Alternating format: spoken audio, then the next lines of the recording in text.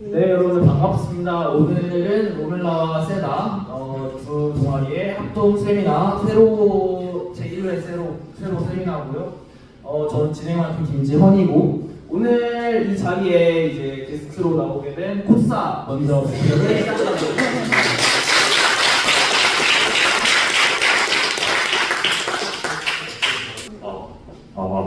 이제 시작하겠습니다.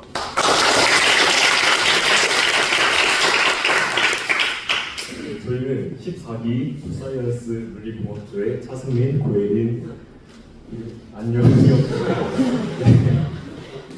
네, 저희 따뜻한 감성의 물리공학조를 한번 보여드리기 위해서 왔습니다.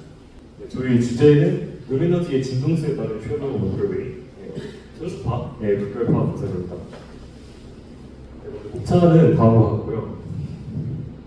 실험의 목적은 소리 에너지와 물결파 사이의 상관관계에 대해서 탐구하고 음원의 파동이 물에 전달될 때 음원 진동수에 따른 물결파의 속도 변화를 관찰하는 것이 저희 실험의 목표였습니다.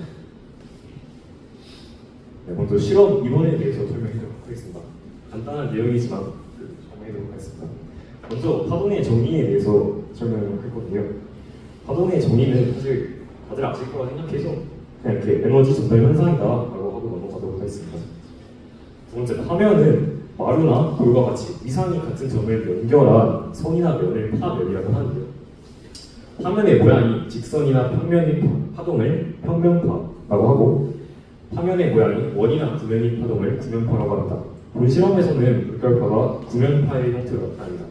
그런데 저희 실험에서는 이게 파동이 생성되는 지점이 아주 가까워서 전파원 형태로 나타난다는 점 알면 좋을 것 같습니다. 파장과 진폭을 설명드릴 건데요. 네, 사실 이 앞에 있는 네 가지 모두 상식이라고 생각했기 때문에 이제 가볍게 상식이라고 적어놨습니다. 그래서 일단 파장과 진폭 설명을 약간 드리자면, 파장은 위상이 같은 이웃한 두 점 사이의 거리고 매질의 한 점이 1회 진동하는 동안에 파동이 진행한 거리입니다. 근데 여러분 다 아실 거라고 생각하기 때문에 이렇게 길게 써놨지만 이해하실 거라고 믿습니다. 진폭은 매질이 진동하는 최대 변이로 진동의 중심에서 마루까지의 거리입니다. 다음 주기와 진동수는요, 가장 중요한 역수 관계만 알고 계시면 되겠습니다. 주기는 매질의 한 점이 한 번 진동하는 데 걸리는 시간이고, 진동수는 1초 동안의 매질의 한 점이 진동하는 횟수로 주기와 역수 관계를 형성한다라고 기억해 주세요. 네, 그러면 지금부터 본격적으로 이제 실험 설명 들어가기 앞서서 저희 실험에서 굉장히 중요한 질문을 한 가지 드려볼까 합니다. 아마 학원 부분을 조금이라도 제대로 공부하신 분이면 이제 답할 수 있는 질문일 거라고 생각이 되는데요. 이제 여러분 V는 F란다라는 공식 잘 알고 계시죠? 자, 그럼 질문 드리겠습니다. 만약 어떤 파동이 있을 때 이 파동의 진동수가 커지면 속도가 커질까요? OXPD입니다. 하나, 둘, 셋. 죄송합니다. 지금 아직 저희 시험 범위가 아니어서 그렇게 안 하실 수 있을 것 같은데, 네, 정답은 X입니다. 왜냐하면 파동의 속도는 기본적으로 매질에 따라서 결정되기 때문에 어떤 파동, 같은 매질을 지나는 어떤 파동이 진동수가 달라진다고 해서 속도가 커지지는 않습니다. 속도는 일정한 상태에서 진동수 곱하기 파동이기 때문에 파동의 길이가 변화하게 되는 것이죠. 이 포인트가 저희 실험에서 가장 중요한 포인트가 되겠습니다. 그래서 사실 저희 앞에 처음에 이제 제목을 보시면 천수파의 물결과 파동을 분석한다고 했는데 저희가 측정한 거는 한 가지거든요. 그 얇은 페트리 접시에 물을 깔고 여기 밑에 음원을 틀어서 파동을 발생시킨 다음에 이 파동의 속도를 측정했습니다. 그러면 이론적으로 보았을 때는 이 파동의 속도는 항상 일정하게 나와야겠죠. 하지만 저희는 이번 실험을 통해서 그것이 항상 성립하지 않을 수도 있다는 그런 제안을 도출해 보았습니다. 그래서 지금부터 그 과정에 대해 자세하게 설명해 보도록 하겠습니다. 네, 그래서 실험 방법인데요. 지금 여기 보이시는 것처럼 음원 조절 파이썬 프로그램을 만들고, 그리고 진동수 100Hz에서 500Hz까지 5가지로 나눠서 각각의 소리를 5초씩 재생한 다음에 위에 올려놓은 패트리 접시에서 이 음원을 틀었을 때의 물결파를 관측하고, 그리고 파동 속도를 측정한 후에 이를 식에 대입해 보았습니다. 왜 없는 게나? 나안 썼어. 미안해.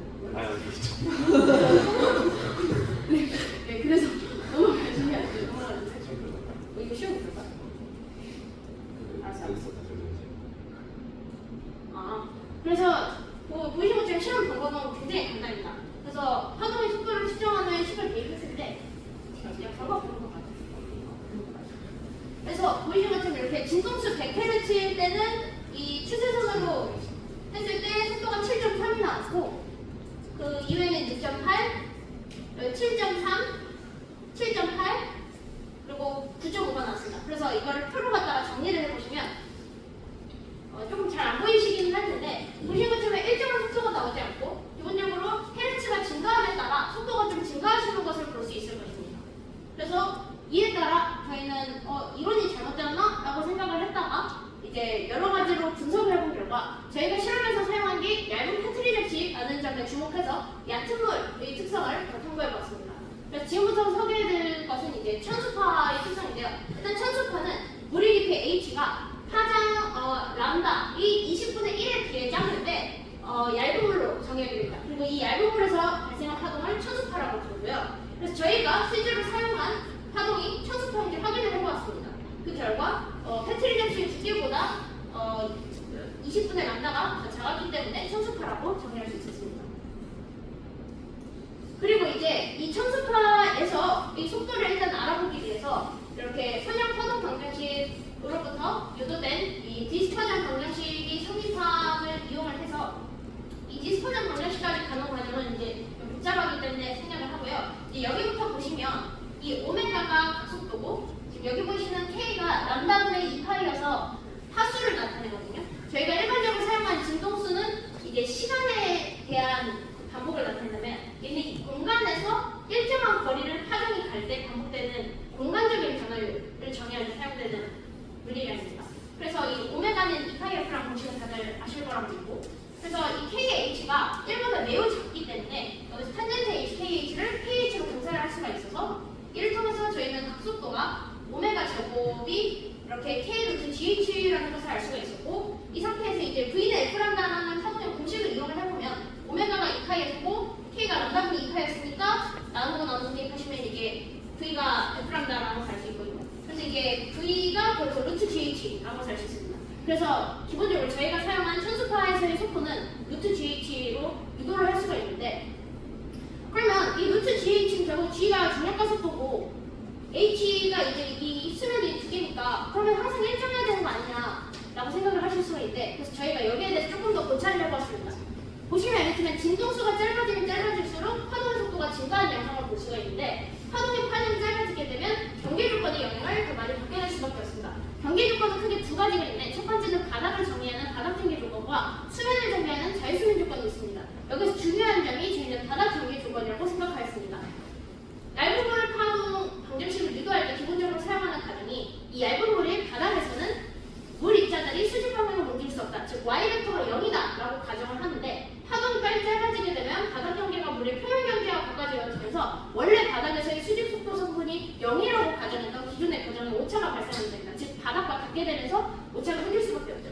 그래서 저희는 이것 때문에 이 영향 때문에 진동수가 커짐에 따라 속도가 빨라질 것이 아닌가 라고 생각을 해서 다음과 같이 식을 좀 조작을 해서 아까 나왔던 VF는 루트 GH에 EF라는 수정항을 한번 도입해 보았습니다. 그리고 이 EF는 저희가 실제로 측정한 속도값을 이용해서 이 수정항을 유도해보자 하고 했고요. 이건 이제 파이썬의 회계 분석을 활용해서 구체적인 식으로 유도해보았습니다.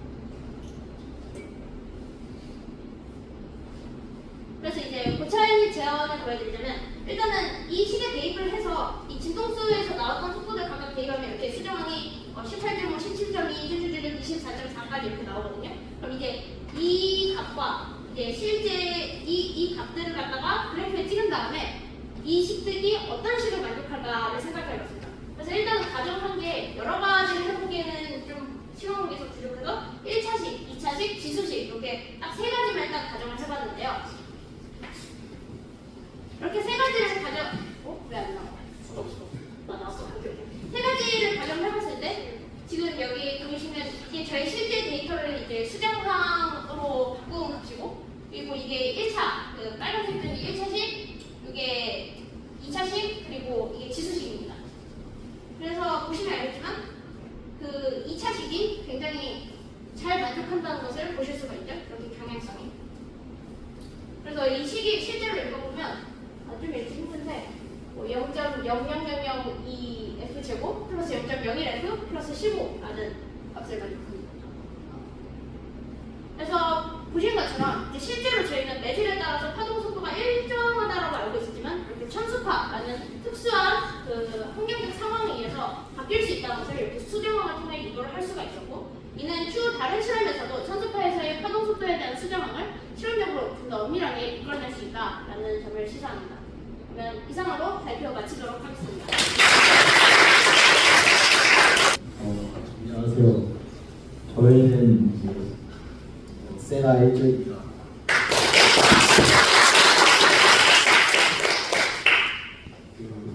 제가 처음 이 학교에 들어와서 학교 생활에서 불편한 점이나 뭐 그런 걸 개선할 수 있는 걸로 아이디어를 내라고 했었는데, 동아리에서 그 중학교 때랑 가장 긍정적으로 달라진 점이 저는 자판기라고 생각을 했었어요. 그런데 이 자판기를 이용하는 과정에서 아무래도 이제 좀 시간이 늦어지게 되면 어떤 제품들은 다 팔려서 없어지기도 하고, 또 몇 개가 남았는지 확인을 하려면은 반에서 나가서 자판기에 직접 가봐야 하는 게 불편하다고 생각했기 때문에 반에서 바로 앱을 통해서 자판기에 그 제품이 몇 개씩 남았나 확인할 수 있으면 좋지 않나 해서 만들어봤습니다. 저희가 자판기에 남아있는 제품의 개수를 확인하는 방법은 자판기 뒤쪽의 공간에 초음파 센서를 설치해서 과자와의 거리를 측정을 하고, 그 거리를 토대로 이제 멀리 있으면은 과자가 계속 남고 가까이 있으면은 과자가 여러 개 남았다 해서 보여주는 건데요. 이렇게 초음파를 쏘고 초음파가 돌아올 때 그 거리, 그 초음파가 돌아오는 시간과 이제 초음파 속도를 이용해서 거리를 측정을 한다고 합니다.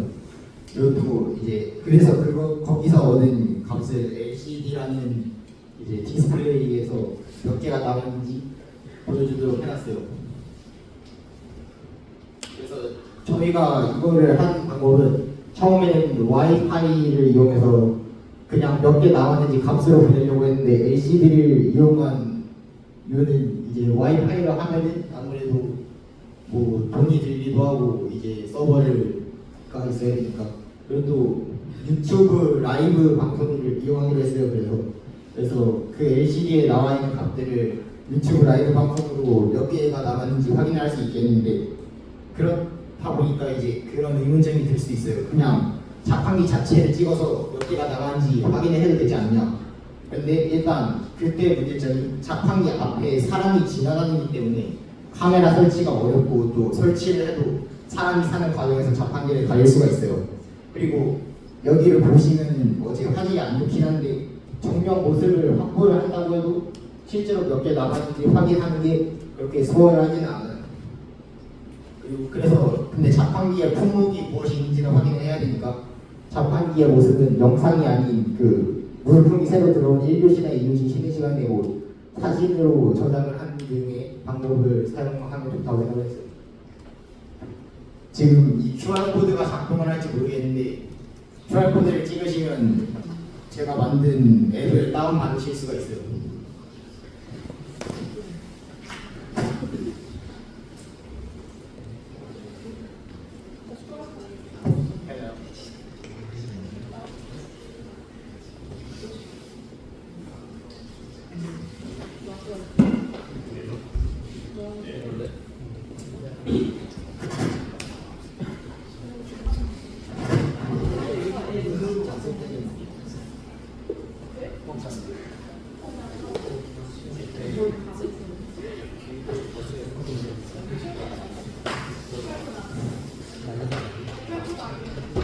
QR코드가 안 돼요. 쉽게도 QR코드가 작동하지가 않아서 태블릿으로 대표로 보여주기로 했어요. 그 태블릿으로 이제 제가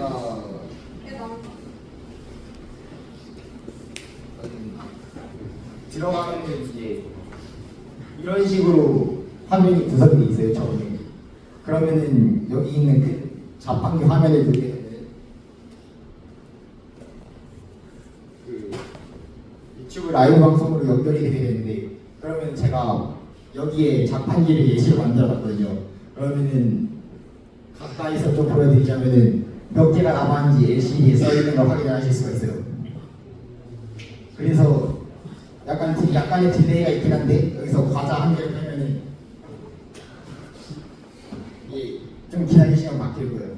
1로 아까 2개였다가 이제 숫자가 1로 바뀌는 모습을 확인하실 수 있을 거예요.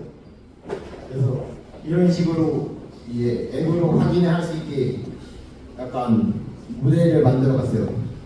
그런데 만약에 이 링크를 바꿔야 되는 상황이 발생할 수도 있으니까 밑에 업데이트라는 작은 버튼이 있거든요. 이걸 누르고 이제 비밀번호를 입력하면은 새로운 링크를 이제 지정할 수 있게 앱을 만들어놨어요.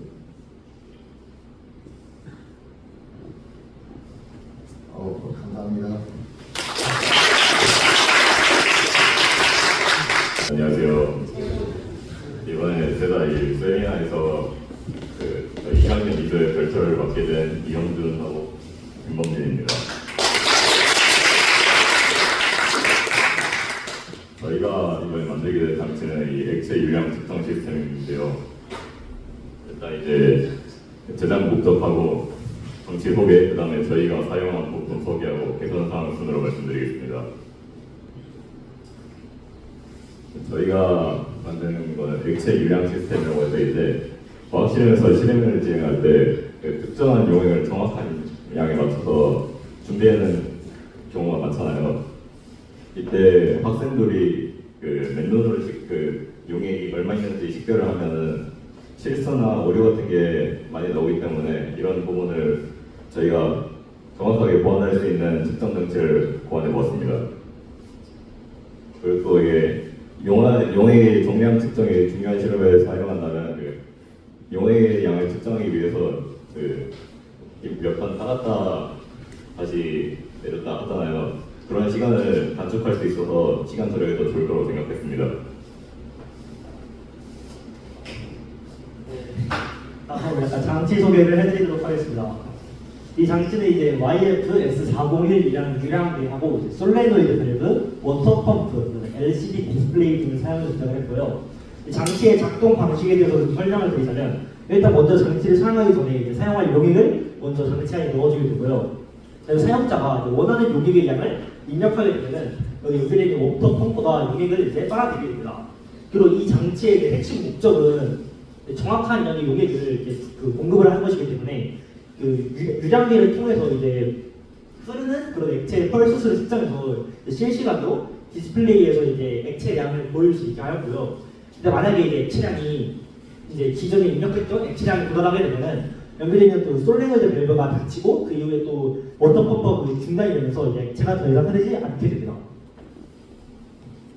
네, 다음으로는 이제 정확한 측정의 굉장히 핵심적인 부품이 이제 유량계에 대해서 설명을 드릴 건데요. YF-S401 유량계는 이제 플라스틱 밸브 본체, 그 다음에 이제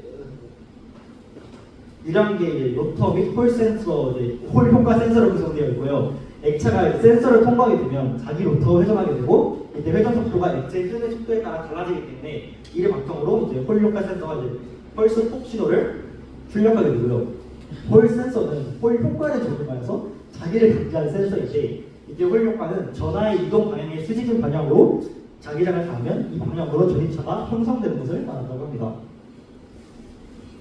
그다음에 이제 중간에 이제 흐름을 막아주는 솔레노이드 밸브인데요. 솔레노이드 밸브는 두 가지 주요 부품이 전자기 코일과 흐름을 제어하는 밸브 본체로 구성이 되어 있습니다. 이 전류가 솔레노이드 코일에 흐르면 자기장이 발생하게 되고요. 생성된 자기장이 밸브 내 움직이는 부분이 플런저라고 불리는 그런 부품을 끌어당기게 됩니다. 플런저가 움직이게 되면은 밸브의 개폐 메커니즘이 작동하면서 유체 흐름을 열거나 닫게 됩니다. 이렇게 되면서 이제 플런저가 특정 위치에 이동하면서 유체 흐름의 경로를 변경할 수 있게 됩니다. 그 다음으로 이제 저희가 만든 액체 유량 측정 시스템에 대해서 개선 사항을 말씀드리겠습니다. 일단 저희가 아두이노와 노트북을 유선 연결해야밖에 할 수 없다는 그런 문제점이 있었습니다. 저희가 원래 블루투스 모듈을 사용하려고 했는데 실패를 해서 아두이노와 노트북에 유선 연결을 전환하였습니다.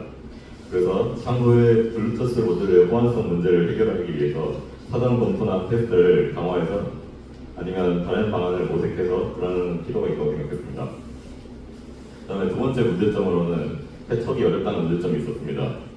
원래 실험할 때는 여러 가지 요인을 사용하기 때문에 한 번 사용하면은 다른 요인과 화학 반응을 일으킬 수 있어서 세척을 해야 되는데요. 근데 저희가 만든 이 장치는 세척하기 어렵기 때문에 모듈을 분리할 수 있는 구조 같은 거를 만들거나 세척이 필요한 부분을 쉽게 접근할 수 있도록 설계하거나 이렇게 구조를 바꿀 수 없다면 아예 한 가지 종류의 액체만 사용 가능하게 하는 것도 좋다고 생각했습니다. 이상으로 경선님들 감사하고 이상으로 사랑하는 일이었습니다. 세븐 한조입니다. 시작하겠습니다. 이번에 저희가 발표할 장치는요, 스마트 창문인데요. 어떤 분들은 이 스마트 창문이라는 게 좀 식상한 주제다라고 말씀을 하시기도 하더라고요. 근데 저희가 만든 이 스마트 창문은 블라인드 없는 블라인드 창문, 그리고 단자동 개폐라는 수식어로 요약을 할 수 있습니다. 꽤나 새로운 기능들을 최대한 추가를 해봤습니다. 다음과 같은 목차로 하겠습니다. 일단 이 제작 동기는 학교에서 우리가 볼 수 있는 이건 블라인드였습니다. 한 번쯤은 다들 경험을 해보셨을 것 같은데요.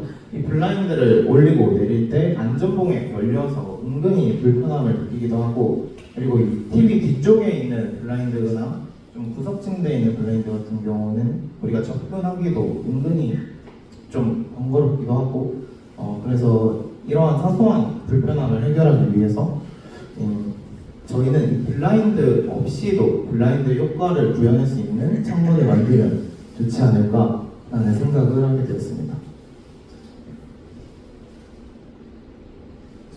저희가 이러한 블라인드 없는 블라인드 창문이라는 걸 구현하기 위해서 선택한 게 PDLC 필름이라는 건데요. 어떤 분들 인터넷에서 많이 보셨다고 하시는 분들도 있는데요. 이 사진과 같이 전기를 간단하게 말하면 전기가 흐르면 투명해지고 전기가 흐르지 않을 때는 불투명한 상태로 유지되는 필름입니다. 이 원리를 여기서 말하기에는 좀 복잡해서 최대한 간단하게만 설명해 드리자면, 이 필름이 사실은 정말 얇은 필름 2개로 이루어져 있거든요. 그리고 그 안에 이제 액체 상태 특수 용액이 들어있는데요. 이게 전기가 흐르게 되면 그 용 사이 안에 들어있는 분자들의 배열이 변해서 빛을 산란시키는 원리라고 합니다. 그리고 이 필름 넣으려면 당연히 창틀이 필요하겠죠. 그리고 저희가 학교 창문을 모티브로 한 만큼 최대한 학교 창문을 비슷한 비율로 만들려고 노력을 했습니다. 알루미늄 프로파일로 이렇게 제작을 했고요. 이게 저희가 실제 제작하고 있는 사진인데요. 보시면 이 필름을 지금 사이에 끼워 넣었고 아직 보고 필름을 떼지 않은 상태여서 조금 좀 흐릿하게 보일 수도 있는데요. 자세히 보시면 왼쪽이 지금 전원을 공급하지 않은 곳, 그리고 오른쪽이 전원을 공급해서 조금 더 투명해진 거를 확실히 보실 수가 있습니다.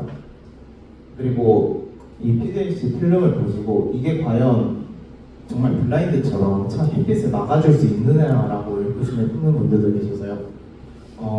이 PDLC 필름의 제조회사의 자료에 따르면 빛의 투과율을 최대 89%까지 막아주고 또 자외선 차단에도 거의 99% 이상의 효과를 가지고 있다고 합니다. 그리고 스마트 창문인 만큼 당연히 개폐 기능도 추가가 되어야겠죠. 저희는 이 스텝 모터랑 창틀을 투명한 플라스틱 선으로 연결해서 이 스텝 모터가 감기면서 창문이 열리고 닫힐 수 있게 만들었습니다. 그리고 저기에 보시면 이 버튼을 통해서 가장 왼쪽 버튼이 이제 모터를 정회전시키면서 열 수 있게, 그리고 두 번째 게 역회전시키면서 닫을 수 있게 만들었고, 마지막에 언제든지 중지시킬 수 있는 버튼까지 추가해서 이렇게 단자동으로 창문을 열고 닫을 수 있게 만들어놨습니다. 그리고 이게 최종적으로 만든 결과물인데요. 이 앞쪽 같은 경우랑 그리고 이 뒤쪽에 아직 선 정리를 다 하지 못해서 조금은 어지러운 사진인데, 그래도 보시면 저희가 필름에 사용했던 외부 전원이랑 모터 그리고 왼쪽에 조그맣게 나와 있는 버튼까지 보실 수가 있습니다. 발표 마치겠습니다. 감사합니다. 일단 발표를 시작하겠습니다. 저희는 운동장에 라인 그릴 로봇을 만들었는데요. 라이너라고 이름을 붙였습니다. 네, 그래서 목차별은 제작 목적, 제작 과정, 핵심 기술, 장치 이미지, 향후 발전 계획과 Q&A를 준비하였습니다. 제작 목적은 운동장에 선을 그릴 때가 있습니다. 만약에 행사나 아니면 뭐 운동회 같은 게 있으면은 운동장에 선을 그리게 되겠죠. 하지만 그때 선을 그리게 되면 운동장이 워낙 넓기 때문에 선의 길이와 방향이 정확하지 않습니다. 그리고 넓은 운동장을 돌아다니면서 그리기가 힘든다는 그런 점이 있습니다. 그래서 제작 과정은 다른 것 같고요. 투명 아크릴을 사용하고 모터를 사용하고 여러 가지 해서 결국 사륜 로봇을 만드는 가장 과정이라고 볼 수 있습니다. 사실 넘겨주시고 그래서 사실 사륜 로봇이 중요한 게 아니에요. 핵심 기술인데요. 스태핑 모터는 매우 정밀한 모터로 0.125 정도의 굉장히 정밀한 제어가 가능한 그런 모터입니다. 중요한 건 자이로 센서입니다. 자이로 센서는 이 어떤 물체의 각속도와 가속도를 중력 가속도로 측정하는 센서인데요. 이 각속도와 중력 가속도를 각각 접근하게 되면 이동한 거리와 그리고 이동한 각도를 얻을 수 있게 되는데요. 이 각도를 기반으로 원하는 선의 길이와 그리고 각도를 조절할 수 있게 됩니다. 다음으로 넘겨보시면은 지자리 센서가 있는데요. 이 각속도를 측정하는 자이로 센서는 각속도와 그리고 중력 가속도를 측정하는 자이로 센서는 아무래도 오차가 발생할 수밖에 없습니다. 오차가 발생할 수밖에 없고 접근을 하다 보면 접근 상수로 인해서 이제 오차가 발생할 수 있습니다. 하지만 이 지자리 센서는 지구의 자기장을 이용해서 나침반과 같은 원리로 이 XYZ 이 각도를 측정하게 됩니다. 그래서 그 둘을 자이로 센서와 지자리 센서를 동시에 사용하여 교정하여 더 정확한 각도를 측정할 수 있게 됩니다. 워터펌프는 저희가 원래 운동장에 선을 그릴 때는 이제 분필 가루 같은 하얀색 가루를 뿌려서 그림을 그리게 되는데요. 워터펌프 저희는 이제 가루를 그리기 힘들어서 워터펌프를 이용해서 물을 바닥에 흘려보내면서 선을 그릴 수 있도록 하였습니다. 보시고 저희는 이렇게 장치를 만들었고요. 지금 장치를 만들었는데 좀 더 장치를 보여주면 좋겠는데 이런 장치를 보시면은 되게 간단한 그 사륜구동 로봇처럼 보이십니다. 근데 여기 보면은 여기 이렇게 물통을 터치할 수 있는 이런 플라스틱 장비가 있고 그리고 여기 4개의 스탠모터가 달려 있습니다. 그리고 여기 이쪽에 아두이노와 여기 자이로 센서가 달려 있는데요. 이 자이로 센서와 아두이노가 이 선을 그리고 경로를 지정하는 데 가장 큰 목적이라고 할 수 있겠습니다. 다음으로 보시면은 이제 향후 발전 계획. 원래는 저희가 라즈베리 파이와 알파이 라이브를 이용해서 굉장히 다양한 곡선과 뭐 여러 가지 베이지 곡선 같은 여러 가지 선을 그릴 수 있도록 하려고 했는데 저희가 부품 같은 것도 수급이 몇 개 안 됐고 그리고 파이썬을 다루면은 너무 시간이 오래 걸릴 거라는 생각이 들어서 좀 더 간단하게 구현할 수밖에 없을 거예요. 그래서 앞으로는 이런 걸 사용해서 좀 더 다양한 선을 그릴 수 있을 것 같습니다. 그리고 우리 왜 해외 가고 방금 전에 말씀드렸던 가루를 뿌려서 선을 긋는 등의 방식을 사용하면 좀 더 가독성 높은 선을 그릴 수 있을 것으로 생각됩니다. Q&A는 뭐 없는 걸로 하고 발표를 마치겠습니다. 지금부터 세다 2학년 1조 발표 시작하겠습니다. 저희 조에서 준비한 것은 AI 어테너스 것입니다. AAR은 자동 추스포 로봇으로 기자 시간에 인원 파악을 쉽게 할 수 있도록 개발한 로봇입니다. 저희는 다음과 목차는 다음과 같습니다. 먼저 이론적 배경과 장치 설명, 그리고 제작 과정으로 구성해봤습니다.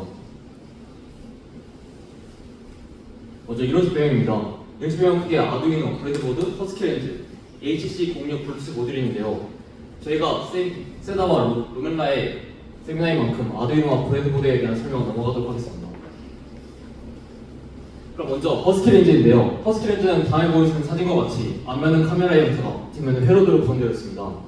저희가 중요하게 봐야 할 부분은 펌천 버튼과 러닝 버튼, 그리고 오른쪽 사진에서 좌측 하단에 위치해 있는 UART와 12식 통신입니다. 허스키렌즈를 3가지 키워드를 표현한다면 먼저 쉬운 AI 버전 센서가 있습니다. 허스키렌즈는 얼굴 인식, 물체 추적, 물체 인식, 선 추적, 색상 인식, QR코드 인식의 6가지 내장 기능이 있는 사용이 쉬운 센서입니다. 그리고 허스키렌즈는 딥러닝 장치로서 카메라를 통해서 획득된 정보를 바탕으로 영상을 인식하고 해당 인식된 영상 정보로 여러 가지 딥러닝 결과를 내는 장치입니다. 그리고 허스키렌즈의 장점으로는 복잡한 알고리즘이 필요하지 않다는 것입니다. UART나 심시 포트를 통해 아두이노 등에 연결하여 복잡한 알고리즘을 설명하지 않고도 간단하게 차기적인 프로젝트를 진행할 수 있습니다. 그 다음은 저희가 왜 많은 블루투스 중에 HC06의 블루투스 모듈을 선택했는지에 대한 이유입니다. 먼저 블루투스 HC06의 모듈 같은 경우는 쉽게 교체가 가능한 구조입니다. 직렬 포트에 모듈로서 표면 실장 SMP 형태로 구성되어 손쉽게 교체가 가능합니다. 그리고 시스템 간의 연결이 매우 간단하여 PC 또는 모바일 기기의 블루투스 마스터 모듈과 인베디드 시스템 간의 연결이 직렬 포트 대용으로 간단히 사용할 수 있습니다. 그럼 이제 진짜 AAR에 대해서 소개하도록 하겠습니다. 저희 기계 개혁 독립의 목적입니다. 저희 반이 2학년 10반의 경우 과학실 사용, 선생님 화장실 등의 이유로 36명 학생 중 24명의 학생이 교실에 남아있는 경우가 빈번하게 발생합니다. 이로 인해서 감독 선생님께서 인원수를 파악하시는데 어려움을 겪으시는 경우가 빈번하게 발생하므로 이로 인해서 야자의 시작이 지연되는 경우가 많이 발생하게 됩니다. 저희는 이러한 문제점을 바탕으로 AR은 실시간 인원 파악 기능을 통해 야간 자율학습 관리 및 감독을 위해 인원과 노력을 줄일 수 있으며 기존의 감독 방식보다 2배 이상의 편리성을 보장할 것을 목적으로 하였습니다. AR의 작동 원리는 다음과 같습니다. 허스키렌즈의 여러 가지 물체를 분류하여 의식할 수 있는 기능을 이용하여 야간 자율학습 도중 자리를 오랫동안 비우는 학생들을 인식하였습니다. 그렇게 통해서 장치와 연결된 단순의 앱으로 학교의 상황을 알려주는 정보를 실시간으로 전송하게 됩니다. 그럼 이렇게 실시간으로 전송한 정보를 선생님께서는 앱을 통해서 확인하여 학생들이 자리에 있는지 없는지를 확인할 수 있습니다. 그럼 이제 AR의 제작 과정에 대해서 말씀드리겠습니다. 먼저 아두이노와 허스키렌즈를 미리 작성한 패러도 동일하게 연결하였습니다. CPC 통신을 사용하기로 약속하였기 때문에 CPC 통신을 위해 T는 SCR 핀, R은 SDA 핀, 마이너스는 GND, 플러스는 5V 연결하였습니다. 네, 다음 사진과 같이 아두이노 코드를 작성했습니다. 허스키렌즈 라이브러리, 서브 라이브러리를 추가한 후 허스키렌즈 함수, 서브 변수, RG 핀 번호 변수 등을 설정하였습니다. 오른쪽 밑에를 봐주시면 허스키렌즈에 대한 코딩이 나오는데요. 허스키렌즈가 사람의 얼굴을 인식하게 되면 이 정보를 앱으로 전송할 수 있도록 코딩하였습니다. 그럼 이제 허스키렌즈를 지면 인식할 필요가 있었는데요. 허스키렌즈로 여러 사람의 얼굴을 인식하였습니다. 허스키렌즈의 기능 버튼을 눌러 페이스 리코션 모드로 변경한 후 기능 버튼을 한 번 더 눌러 넌 멀티플 단계로 변경한 후 얼굴을 인식하였습니다. 이 단계를 통해 사람의 얼굴을 ID1, 다른 사람의 얼굴을 ID2와 같이 사람의 수를 상관없이 많은 사람의 얼굴 인식이 가능하다는 것을 알 수 있었고 이를 통해서 저희는 36명의 얼굴 인식까지 가능할 수 있다는 것을 알게 되었습니다. 마지막 다음으로는 AI 출석부를 시작하였습니다. 아두이노를 통해 허스키렌즈로부터 얻은 정보를 앱 인벤트로 가져온 후 AI 집회를 시작할 코드를 작성하였습니다. 이러한 코드를 통해서 앱을 제작하였고 이를 통해 사람의 얼굴을 인식한 후 사람이 자리에 있음과 자리에 없음을 확인할 수 있습니다. 다음은 하드웨어 제작인데요. 허스키렌즈와 아두이노, 브레드보드가 들어갈 하드웨어를 조립한 후 프로그램을 실행하게 됩니다. 오른쪽에 만든 허스키렌즈에 대한 본체이고요. 왼쪽에 보이시는 그림이 저희가 만든 앱의 표시 상태입니다. 물론 아직 간단한 상태이긴 하지만 36명의 정보를 한 번에 다 줄 수 있도록 제작할 것입니다. 그럼 이제 아직까지 저희 AR의 부족한 점에 대해서 파악한 것 같습니다. 아직까지 딥러닝이 잘 진행되지 않아서 파악가나 인원수가 적다는 점이었는데요. 허스키렌즈의 딥러닝 기능을 이용하여 한 번에 카메라를 통해 인식할 수 있는 수용권을 늘려 더 많은 학생이 학교에서 사용 가능하도록 하기로 하였습니다. 그 다음은 특정 사람의 시선을 아직까지 파악할 수 없다는 것이었는데요. 학생 한 명 한 명의 얼굴을 인식하도록 기능을 시켜야 사람들이 ID1이 아니라 사람의 이름으로서 그 값을 나타낼 수 있습니다. 여기서 마치겠습니다. 제가 3조 장용학 프로젝트 발표를 시작하겠습니다. 우선은 프로젝트의 목적, 장치 설명, 핵심 기술 순입니다. 먼저 저희 프로젝트의 목적은 크게 두 가지로 나눌 수 있습니다. 첫 번째로 2024 세다 장기공학 프로젝트의 대주제이기도 한 학교생활 편의 진행입니다. 우리는 밖에서 활동 후에 학교 안으로 들어올 때 신발이 더러워진 상태일 때가 많습니다. 이때 신발을 깨끗하게 만들기 위해 직접 신발을 닦아낸다면 소리나 휴지를 활용해 여러 번 문질러서 닦아내야 하기 때문에 시간이 오래 걸리는 것은 물론 불편함을 힘들 것입니다. 이러한 불편함을 해결하고자 만든 것이 바로 저희가 만든 장치입니다. 두 번째 목적은 학교 청결 유지입니다. 야외 활동 후 그대로 학교에 들어오게 되면 신발에 묻은 먼지나 모래가 함께 들어와 학교가 더러워지게 됩니다. 이로 인한 청소 아주머니들의 불만과 협조 요청을 여러 번 듣게 되었고 누구나 편하게 신발에 먼지와 모래를 털고 닦아낼 수 있는 장치가 필요하다고 느꼈습니다.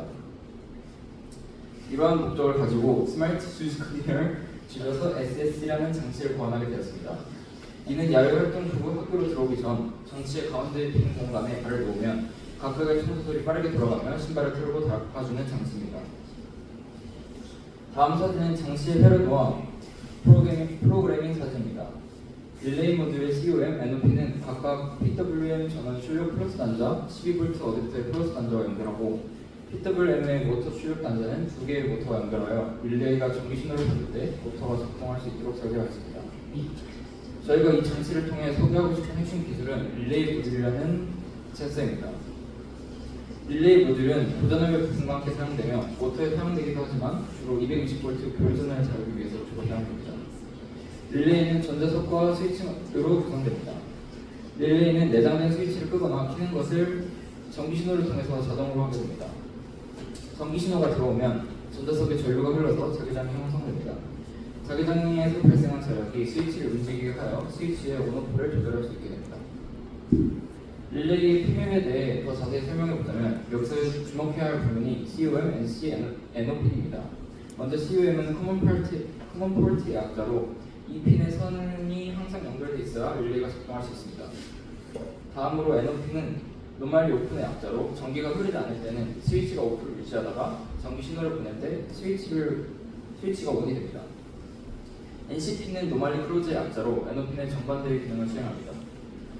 전기가 흐르지 않을 때 스위치가 온을 유지하고 전기 신호를 보낼 때 스위치가 오프됩니다. 이 세 핀은 외부 전력과 외부 기기의 선을 각각 한 개씩 연결하여 사용합니다. 즉 정리하자면 신호를 보낼 때 외부 기기를 작동하게 하고 싶다면 COM과 NOP에 연결하면 되고 신호를 보내지 않는 상황에서만 기기를 작동시키고 싶다면 COM과 NCP에 연결하면 됩니다. 다음은 릴레이 모듈의 배선 방법 예시 사진입니다. 앞서 설명했듯이 외부 전력과 외부 기기가 COM, NOP에 각각 연결되었음을 확인할 수 있습니다. 이상으로 발표를 마치겠습니다. 네, 그럼 매트릭스와 협업한 아두이노 엑스의 시스템에 대해서 발표를 시작하도록 하겠습니다. 일단은 방금 왔고요.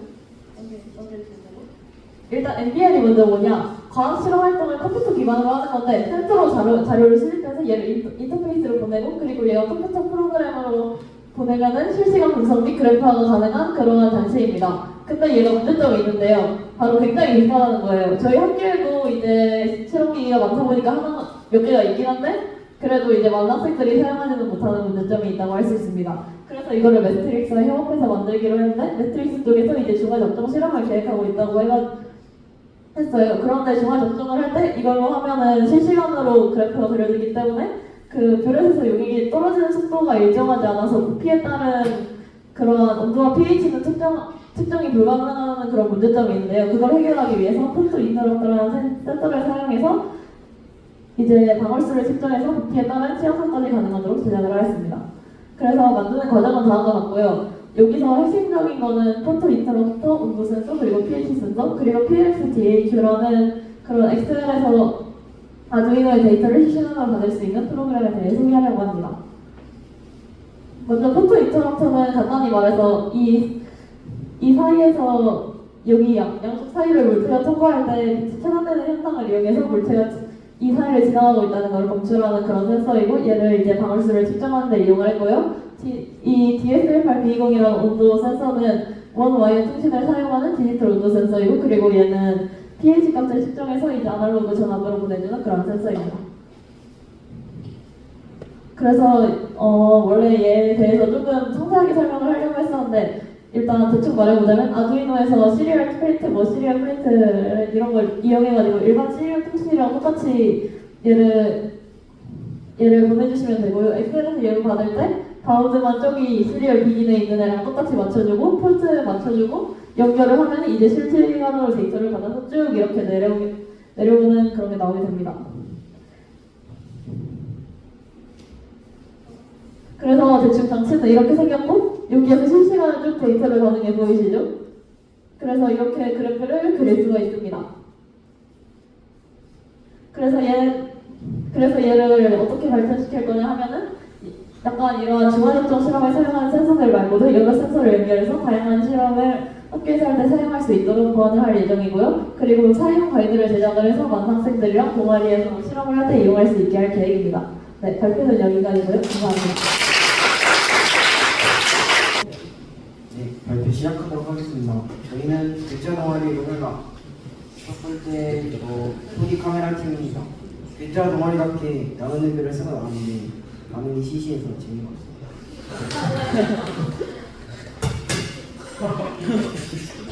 자, 그러면 지금부터 발표 시작하도록 하겠습니다. 먼저 프로젝트의 동기에 대해 설명하도록 하겠습니다. 기존에는 카메라는 시각 정보만 담을 수 있다라는 편견이 있었는데요. 저희가 원하는 것은 추억하고 싶은 순간을 온전히 다시 느끼게 하였습니다. 그리하여 4D 카메라를 제작하게 됐습니다. 먼저 4D 카메라를 다음과 같은 방향으로 제작하고 싶었습니다.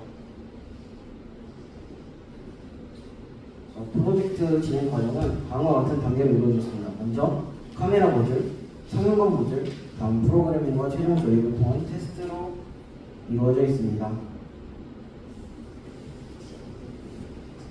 먼저 카메라 모듈 제작에 대해 말씀드리도록 하겠습니다.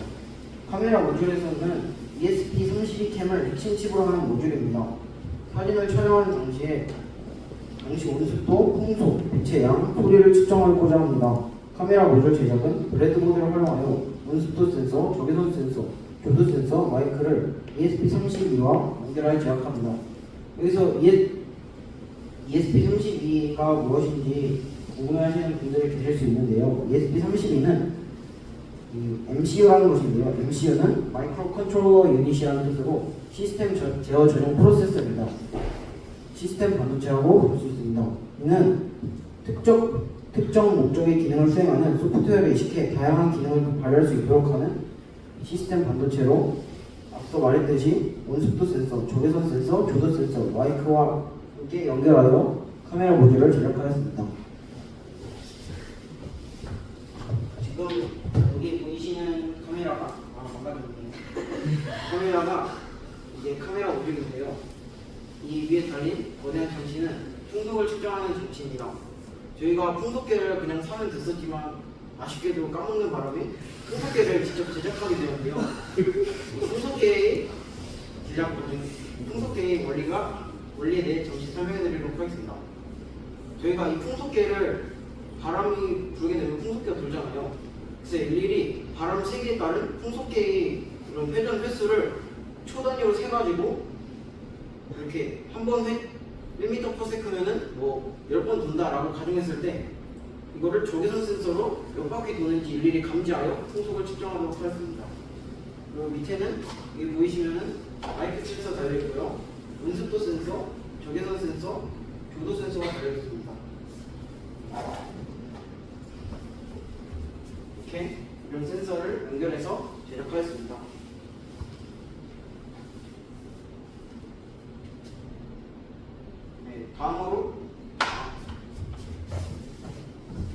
다음으로는 상용검 모듈 제작인데요. 여기에도 ESP32가 적용되었습니다. 이것도 마찬가지로 마이크로 컨트롤러 유닛이고요. 이것은 상용검 모듈에 부착되었습니다. 상용검 모듈에서는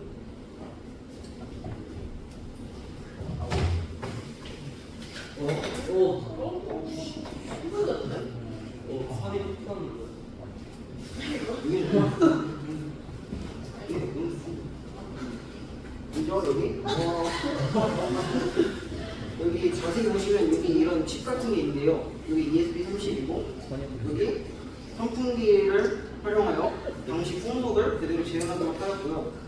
여기 보시면 이렇게 서버 모터를 활용해서 돌아갈 수 있도록 했는데 여기에 풍속계와 바람과 함께 여기 아이스팩과 핫팩을 같이 설치해서 뜨거운 바람, 차가운 바람 이렇게 구현할 수 있도록 하였습니다.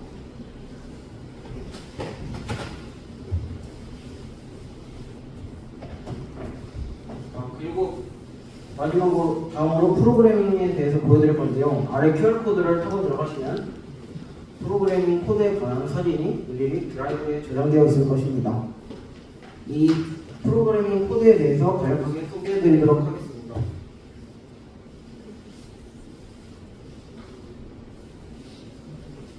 네, 보시면은 세 가지로 되어 있을 거예요. 카메라 모듈, 상용검 모듈, 태블릿 앱 이렇게 세 가지 파일로 되어 있을 텐데 보시면은 먼저 카메라 모듈부터 설명을 해드리도록 하겠습니다. 버튼을 눌렀을 때 조도 온습도를 측정하고 웜업 이미지 촬영과 동시에 적외선 센서 값을 측정한다. 웜업이 끝난 후 이미지를 촬영하여 이미지 땡땡 조도, 온도, 습도, 풍속, JPG 파일 형태의 파일명으로 SD카드에 저장하게 됩니다. 다음으로 상용권 모듈입니다. 상용권 모듈은 블루투스로 송신한 5자리 정수를 해석하여 조도, 온습도, 풍속을 구하고 LED 서버 모터, 가속기, DC 모터에 구현합니다. 다음으로 태블릿 앱의 프로그래밍입니다. 이미지 파일을 선택하면 이미지 땡땡 조도, 온도, 습도, 풍속, JPG 형태의 파일명을 해석하여 조도, 온습도, 풍속을 구하고 이미지의 환경 정보를 나타냅니다. 환경 정보를 5가지 정수를 변환하여 블루투스로 송신하고 이를 상용권 모듈에서 보여주게 되는 것입니다. 다음은 최종 조립 사진입니다. 보시면은 요거가 다 망가져서 그렇지만 이렇게 잘 만들어진 모습을 볼 수 있습니다. 마지막으로 테스트의 완성인데요. 아직 프로그래밍 단계와 이런 사진 전개가 제대로 되지 않은 모습을 보아 좀 더 보완을 해야 할 것 같습니다. 감사합니다.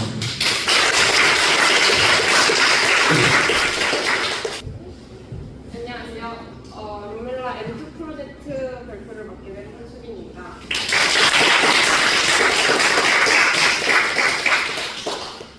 일단 저희 프로젝트명은 스카이 기반 인게임 촬영 가능한 무선통신 게임 콘솔 제작인데요. 스카이 앱이니까 다시 설명을 하겠지만 뭐 배그나 이렇게 총을 원래 좋아하시는 분이라면 이게 총기라는 거를 아실 수 있을 것 같습니다.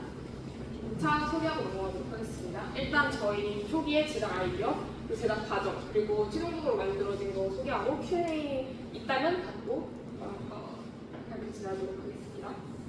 일단 첫 번째로 제작 아이디어가 나오는 경기는 이제 발로란트라는 게임을 해보신 분이나 다른 총기 FPS 게임을 해보신 분이라면 아시겠지만 이제 이 게임들을 키보드로 플레이하기 때문에 실제 게임을 사용하는 총기와는 거리가 멀다는 것을 알 수 있습니다.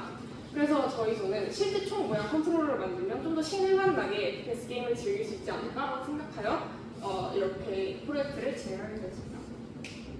초기에 나온 아이디어는 사실 정말 많았었는데요. 대형 코일을 이용해서 정말 강력한 반동을 구현하다던가 3D 프린터를 이용해서 총을 프린트해서 만들다거나 아니면 VR과 조이스틱을 이용해서 약간 중장비 느낌으로다가 조동을 하자던가 아니면 DR을 이용해서 게임 내에서 이동하는 걸 그걸로 대체하자 등등의 의견이 있었지만 최종적으로는 그냥 총 모양 형태의 컨트롤러를 만들려고 하였습니다. 그래서 이제 최종 계획서를 보시면은 스카이 비비탄, 아카데미 비비탄을 바탕으로 이제 화면 이동, 반동, 구현 및 탄창, 탑대 조준, 스킵키 등의 배치동의 구동 방법을 결정하고 제작을 계획서를 시작하는 것입니다.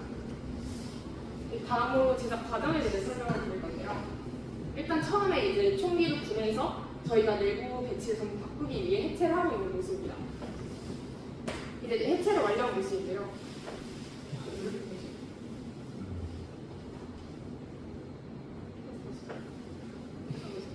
일단 수신부 및 송출부를 먼저 제작을 하는데 일단 콘솔 내에서 입력되는 정보를 블루투스 모듈을 통해서 수신부인 레오나르도로 송신을 하고 이 아두이노 레오나르도에서 입력된 정보를 키보드 입력키에 대응시켜서 인게임에서 구동할 수 있도록 코드를 작성하고 실행했습니다. 사용된 수신부는 HCC6 블루투스 모듈이고 송신부는 아두이노 레오나르도로 블루투스 모듈에 수신된 정보를 받아서 반응을 할 수 있는 역할을 합니다. 이제 다음으로는 입력 부분인데요. 여기 보시다시피 탄창 버튼 및 스킬 버튼을 레오나르도에서 각각 이제 발로란트 기준으로 RC 키로 변환을 할 수 있도록 코딩을 하였고 이제 여기 자이로 센서가 있는데 이 자이로 센서에서 입력된 X, Y, Z 축 값을 통해 조준점을 제어할 수 있도록 코딩을 하였습니다. 그리고 이제 이 스킬 버튼 유저 시에는 이제 다른 FPS 게임 같은 경우에 WASD 키로 바꿔서 사용할 수가 있어요. 그리고 다들 이론적 배경을 설명을 하시길래 제가 준비를 해야 하는지 몰라서 준비를 못했는데 자이로 센서에 대해서 간단히 설명을 드리자면 일단 일반적으로 자이로 센서는 회전 항동을 사용하는 걸 자이로 스코프라고 하신다고 많이 알고 계실 것 같은데 보통 이제 일반 현대에 들어서 소형 가전에 사용되는 자이로 센서는 회전 반성력이 아니라 전향력, 즉 코리올리 힘을 이용한 MEMS 자이로 센서라는 것을 사용하게 됩니다. 이제 본 프로젝트에 사용된 NPU605 센서 역시 이런 원리를 사용하는 자이로 센서인데요.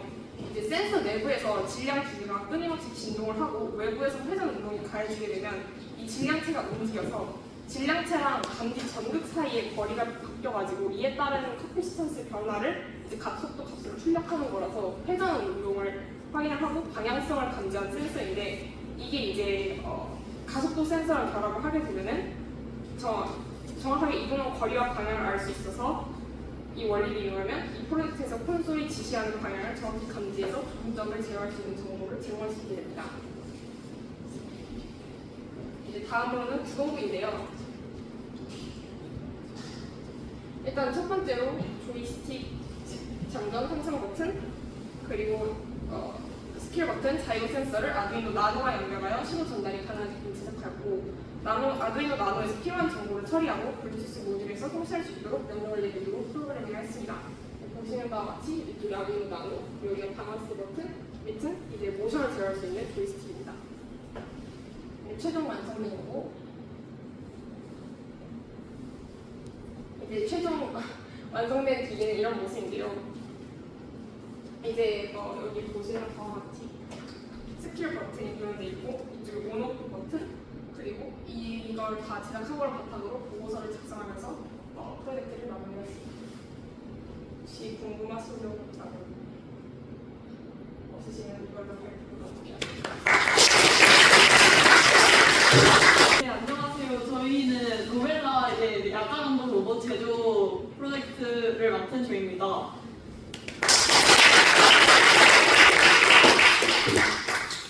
우선 저희가 이 프로젝트를 하게 된 이유로는 저희 학교에서 주로 야자를 거의 모든 학생들이 참여를 하는데 이때 세다 같은 경우에는 인원 체크를 하기 위한 야자운동 로봇을 만들었다고 발표를 들었지만 저희는 혹시라도 이제 야자 중간에 선생님들이 안 계실 때 가끔씩 시끄러워지는 경우가 있잖아요. 그럴 때 선생님들이 안 계시면 그냥 학생들만의 힘으로 그렇게 조용하게 만들기가 쉽지 않으니까 만약에 이제 장난치면서 좀 시끄러워진다면은 이 기계가 그 소리를 인식해서 여기 창문을 치면서 음성이 나오는 것으로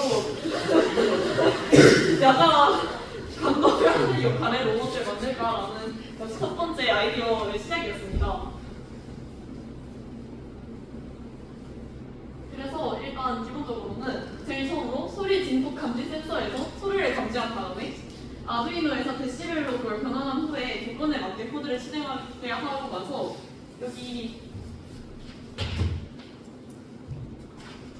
이 파이 지금 모터가 연결되어 있는데 50데시벨 이상의 소리가 감지되면 처음부터 파일 모양이 회전하게 해가지고 결과적으로 파일 모양이 회전하면서 저기를 치는 것과 동시에 스피커에서 목소리까지 나오도록 저희가 기획을 했습니다. 그래서 일단 처음으로 회로 연결, 프로그래밍, 모터 동작, 프레임 제작 및 조립의 순서로 이제 제작이 이루어졌는데요. 제일 처음에 일단 회로 연결로는 뭐 이따가 좀 더 말씀드릴 테니까 넘어가도록 하겠고 프로그래밍으로 50데시벨 이상으로 넘어가면 소음 모터가 설정된 값으로 회전을 해서 벽을 치도록 만들었고 목소리도 출력되도록 했습니다. 여기서 모터는 40도에서 90도로 3번 움직이도록 해서 이렇게 쾅쾅쾅 치게 만들었고 다음으로는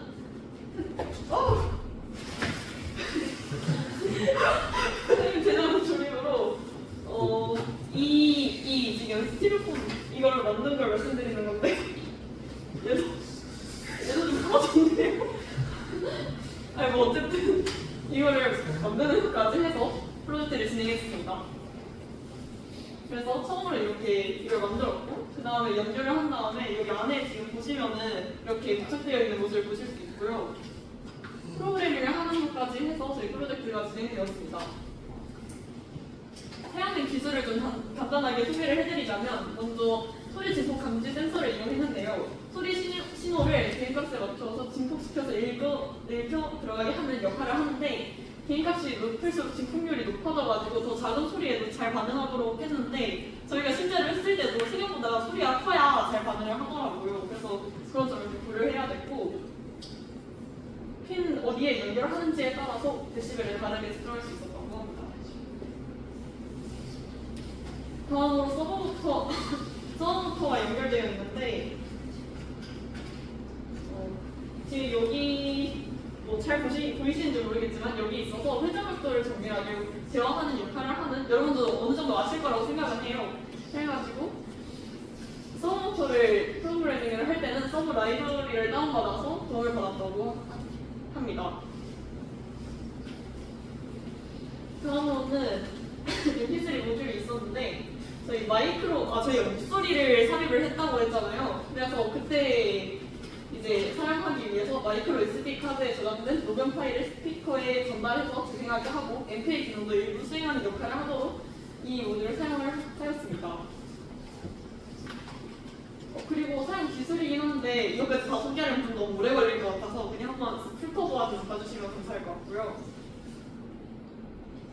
이제 마지막 기술인데 여기 스피커가 잘 보이실지 모르겠는데 여기 여기 있거든요. 혹시 빠질까봐 또 많이 꺼내지 못하겠는데 여기 있는데 이거 같은 경우에는 저희가 최준현 선생님 음성을 받았어요. 혹시라도 이거 사용하게 된다면 들어보실 수도 있긴 하겠지만 그 오디오 파일을 재생하게 하는 역할을 해서 여기에 지금 연결이 되어 있습니다. 네, 그리고 저희가 시연으로 한번 논의를 해보긴 했는데 결과적으로 저희가 만들려고 하는 거는 여기에 음성도 최준현 선생님이니까 당연히 모습도 최준현 선생님이 있어야 할 거 아니에요. 그러니까 여기다 최준현 선생님 사진 촬영을 해서 손으로 치고 이제 목소리도 나오게끔 하는 것이 제일 최종 목표고 완성한다면 실제로 테스트를 해볼 계획이 있습니다. 감사합니다. 그러면 마지막으로 이제 세미나 얼마 안 남았는데 제가 2개 정도만 발표를 하고 마치도록 하겠습니다. 네, 일단 저희 미들 프로젝트 두 번째 발표인 물풍선 배포 부탁드리겠습니다. 먼저 입장 다 나왔습니다. 프로젝트 목적을 먼저 소개를 하고 이론적 배경, 그리고 저희가 실제로 이 거대한 걸 어떻게 제작했는지, 그리고 문제적인 해결 방안을 소개하면서 마치도록 하겠습니다. 네, 첫 번째로 프로젝트 목적부터 보도록 하겠습니다. 저희가 보통 이제 여름에 이제 물총을 가지고 놀잖아요. 근데 저희가 생각을 해보니까 물총이 너무 물이 조금밖에 안 나가는 거예요. 그래가지고 뭔가 좀 너무 시시하고 재미가 없다 라고 느껴가지고 저희가 뭔가 이걸 해결할 만한 어떤 게 없을까라고 하다가 2학년 학생들을 이제 저희가 물리원에서 직접 물풍선을 통해가지고 운동량, 신경량을 체험해보는 거를 한번 가졌을 거예요, 시간에. 거기서 약간 차단을 해가지고 물풍선을 이 물대포로 쏘는 이런 식으로 놀면 재밌을 것 같다 라는 생각에 이 프로젝트를 진행하게 되었습니다. 그래가지고 이걸 가지고 그냥 쏘면은 좀 그럴 수 있으니까 좀 더 구체적으로 목표 물체를 타격할 수 있는 물대포를 만들면 좀 더 재밌겠다 라는 생각으로 프로젝트를 시작했습니다. 그렇다면 이 포탄이 물풍선이 날아가가지고 어디에 떨어질지 어떻게 예측할 수 있을까라는 질문에 저희가 대답을 해야겠죠. 그래가지고 저희가 이걸 좀 물리적으로 풀어보자 했습니다. 그래가지고 물리적으로 봤을 때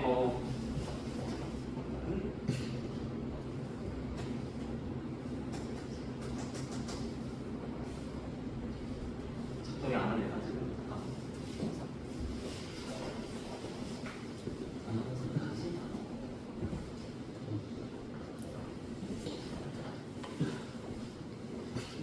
일단 이것부터 먼저 한번 얘기를 하고 들어보도록 하겠습니다. 저희가 이제 이 물풍선이 이제 중력의 영향만을 받는다고 저희가 가정을 했을 때 이 물풍선은 여기 포물선의 궤도를 이제 지나게 되면서 운동을 하게 됩니다. 이때 이 포물선에서 이 공의 위치를 x, y라고 했을 때 그 x와 y의 관계식을 저 진공 탄도 방정식이라는 식으로 표현을 할 수 있는데요. 여기서 저희가 이 물풍선의 수평 이동 거리를 저희가 측정을 하는 거였기 때문에 저희가 y가 0일 때의 x 값을 저희가 식으로 표현하는 게 필요했습니다. 그래가지고 이런 과정을 거쳐가지고 저희가 하게 되면 다음 r은 v0제곱 사인 2세타 네식 이런 식으로 이런 식이 나오게 되는데 여기서 이제 이 사인 2세타 지금 세타 빠졌는데 사인 2세타의 값이 최대가 돼야지 이게 더 멀리 나갈 거 아니야. 그래가지고 사인 2세타의 값이 최대가 되는 세타 값은 45도이기 때문에 이때 이 물풍선의 발사 각도를 저희가 45도로 고정을 했고, 그렇다면 저희가 이 V0를 지금 저희가 알아야 되는 것이죠. 그러니까 이 V0를 알아내기 위해 가지고 제가 물리적으로 해석을 해봤을 때 이쪽에다가 이제 공기를 주입해가지고 이 밸브를 열면 이 기압이 빵 하면서 이제 나가는 그런 원리를 저희가 생각을 했는데 이 기압이 F는 FTA라는 공식을 통해 가지고 이 힘이 물풍선에게 전해지게 되면 이 힘이 온도 에너지로 전환이 되게 되면서 이때 초기 속도 값을 저희가 V0 값을 구해낼 수 있겠다라는 사고 과정을 통해 가지고 저희가 이 이론적 적용을 생각을 해봤습니다. 그래가지고 실제로 이 앞에서 제가 얘기를 했던 걸 바탕으로 실제로 계산을 해봤는데요.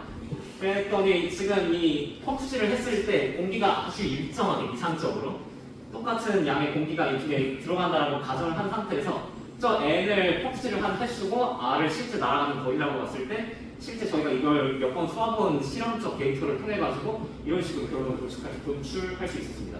이 복잡한 거는 생략할게요. 네, 그러면 본격적으로 이제 이 제작 과정에 대해 설명드리도록 하겠습니다. 먼저 설계를 했습니다. 설계를 지금 초반에는 이런 식으로 했는데 지금의 모습과 상당히 유사하죠. T자 모양으로. 그래가지고 공기 주입기를 이제 자전거에서 사용하는 공기 주입기를 이쪽에다 담으로써 이쪽에다 공기를 주입할 수 있게 하고 여기 T자형에다가 이제 삼각대를 앞에다 둠으로써 각도를 이제 45도로 딱 맞출 수 있고 이제 적당히 안정감도 있게 이 받침대를 만들고 줄일 수 있습니다. 그리고 이제 조립 단계 들어갔습니다. 이 PVC 배관을 먼저 이제 커팅을 했습니다. 톡이랑 이제 그런 걸 가지고 커팅을 했는데 그 이후에 요 각각 커팅한 걸 바탕으로 요 T자 소켓에다가 이걸 조립을 하고 그 이후에 이쪽에다가 이제 공기 주입기를 구멍을 뚫고서 부착을 하게 되었습니다. 네, 실험 과정 같은 경우에는 지금 공기 주입기를 이렇게 연결한 후에 이 발사 각도를 45도로 유지하고서 물과 물풍선을 이쪽에다 넣고서 이 충분히 많은 공기를 이쪽에다 주입하고 난 후에 이 밸브를 열게 되면 기압을 통해 가지고 이렇게 날아갑니다.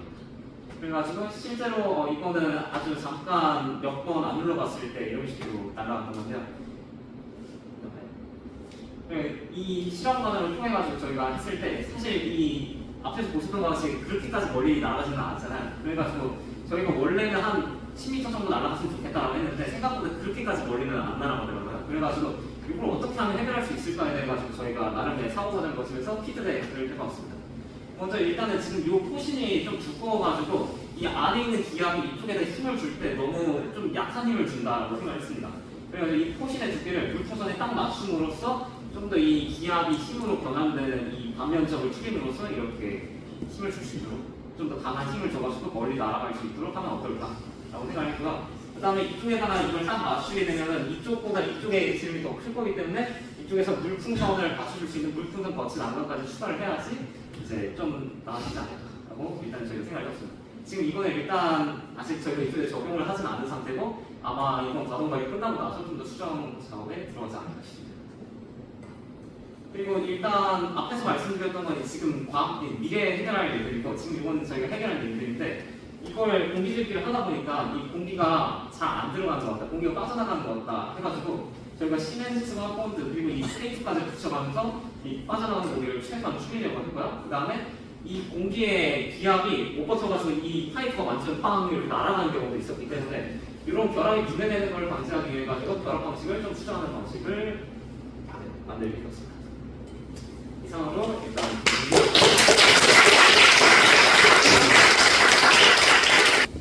이거 같은 경우에는 저희가 이제 싱글 프로젝트를 해가지고 개인들이 좀 원하는 걸 바탕으로 이렇게 진행한 건데 저랑 이제 다른 친구가 제가 발표를 하게 됐어요. 일단 먼저 발표를 시작하기 앞서가지고 그 친구가 하나 좀 요구를 하는 게 있어가지고 그것만 잠깐 하고 가도록 하겠습니다. 지금 이렇게 세 가지 그림이 있습니다. 혹시 여기서 자기는 이게 제일 뭐가 마음에 든다 하는 그림을 제가 1, 2, 3번을 할 테니까 혹시 손을 한 번만 들어주실 수 있겠습니다. 약간 고민할 시간 드리고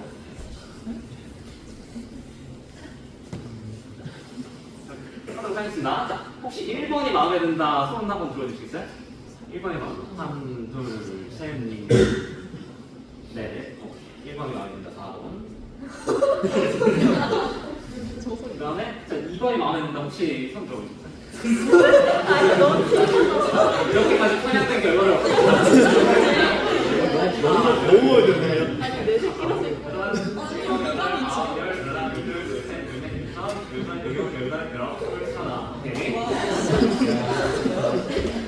일단 3번 그림 마음에 든다. 하나, 둘, 셋, 넷. 알겠습니다. 굉장히 신빙성 있는 결과가 나왔기 때문에 본격적으로 이제 발표를 시작해 볼 건데, 자, 먼저 이 작품을 또 하나 가져왔습니다. 혹시 이 작품 누가 그렸는지 아시는 분 계실까요? 네. 이 작품? 네. 레오나르도 다빈치요. 다빈치요? 다빈치가 이렇게 그렸다면 그때 당시에 높은 평가를 받지는 않았을 것 같은데. 잭슨폴로. 일단은 지금 아무도 없는 것 같아가지고 제가 답을 공개해드리도록 하겠습니다. 바로 시카 다그리스입니다.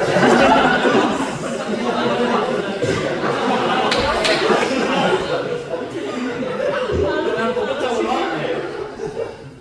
아이스카를 보려면 현대미술을 창작하게 돼가지고 발표를 시작해보도록 하겠습니다. 먼저 프로젝트 목적에 대해가지고 한번 얘기를 해볼게요. 자, 지금 아까 보여드리는 그 세 가지 그림 모두 현대 추상 미술에 해당을 하는데, 이 현대 추상 미술 같은 경우에는 저희가 그냥 보면은 이게 도대체 뭘 그리려고 했지? 그래가지고 되게 자유적이고 무작위적인 그림이다. 그래가지고 대표적인 화가로 잭슨 폴록이라는 화가가 있는데, 이 사람은 그냥 페인트를 막 뿌리는 식으로 그림을 그렸어요. 굉장히 무작위적이죠.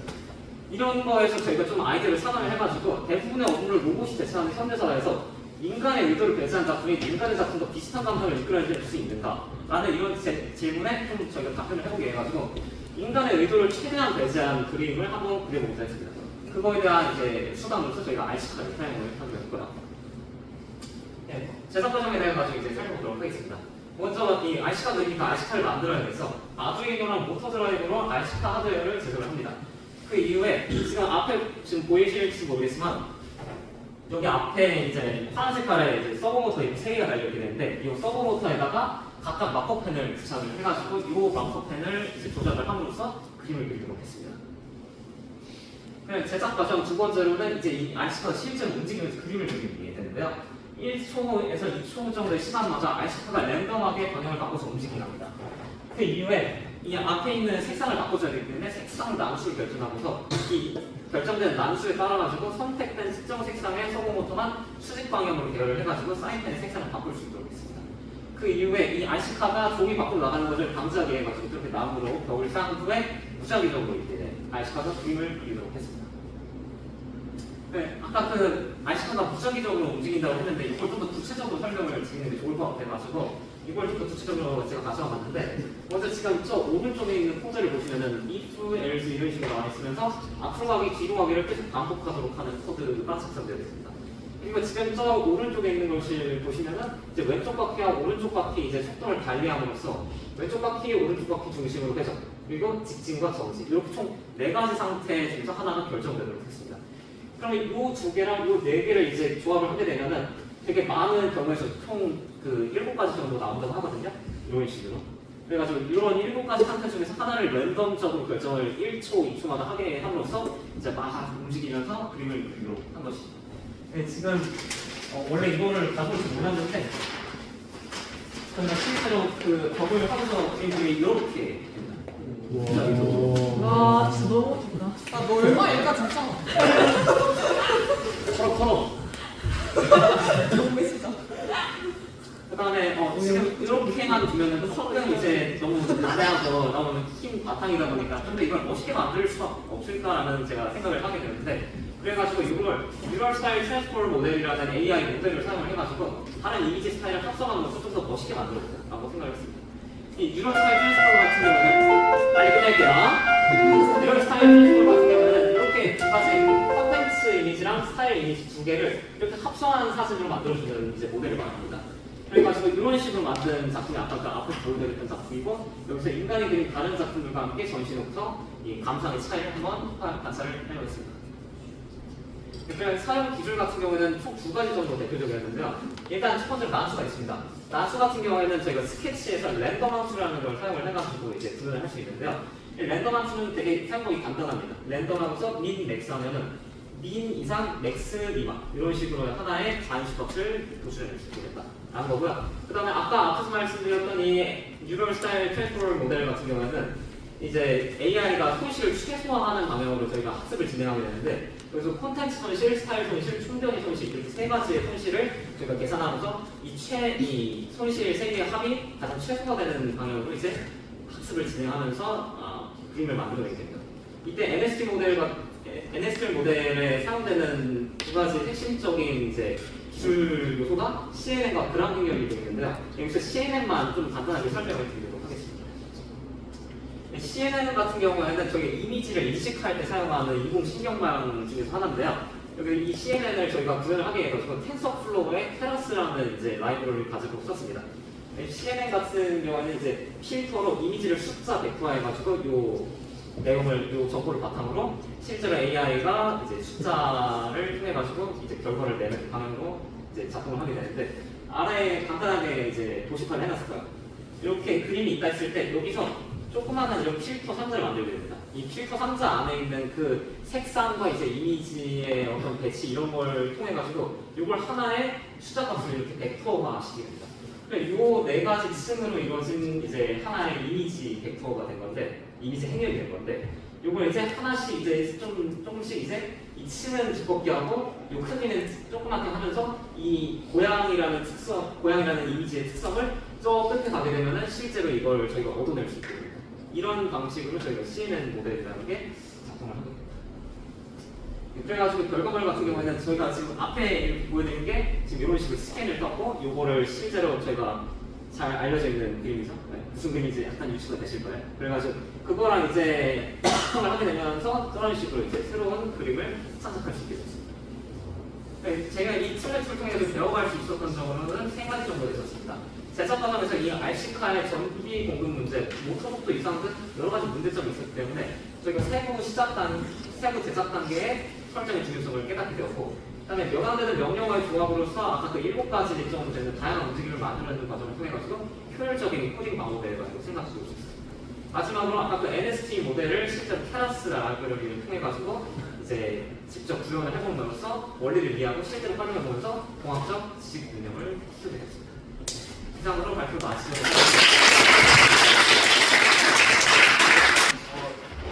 제 오늘 세로는 이걸로 마치도록 할 것 같고요. 다들 이제 잘 들어가셔서 야자 마무리하시면 될 것 같습니다. 감사합니다.